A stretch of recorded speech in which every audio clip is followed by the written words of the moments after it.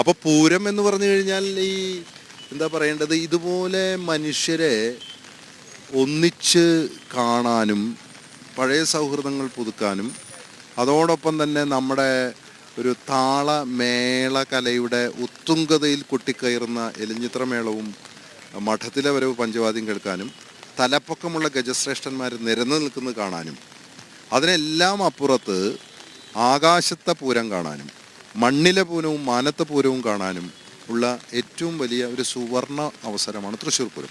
എനിക്ക് തോന്നുന്നു ഒരു 100 കൊമേഴ്സ്യൽ സിനിമയേക്കാൾ പകിട്ടുള്ള ഒന്നാണ് തൃശ്ശൂർ പൂരം. ഈ പൂരം തുടരണം. എന്തുകൊണ്ടാ വെച്ചാൽ ഇതിനെതിരെ ഏതൊക്കെ തരത്തിലുള്ള പ്രതിസന്ധികൾ ഉണ്ടായാലും വടക്കനാഥൻ നോക്കിക്കോളും.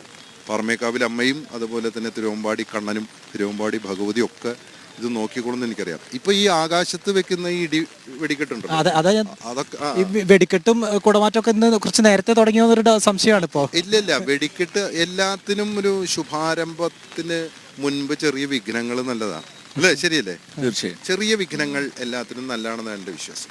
അപ്പോൾ എന്തായാലും വടക്കുന്നാഥൻ്റെ അടുത്ത് നിൽക്കുന്നതുകൊണ്ട് നമുക്ക് വടക്കുന്നാഥനോട് തന്നെ പ്രാർത്ഥിക്കേണ്ടി വരും. വടക്കും നാഥ സർവം നടത്തും നാഥ, നിന്റെ നടയ്ക്കൽ ഞാൻ സാഷ്ടാംഗം നമിക്കും നീതാ.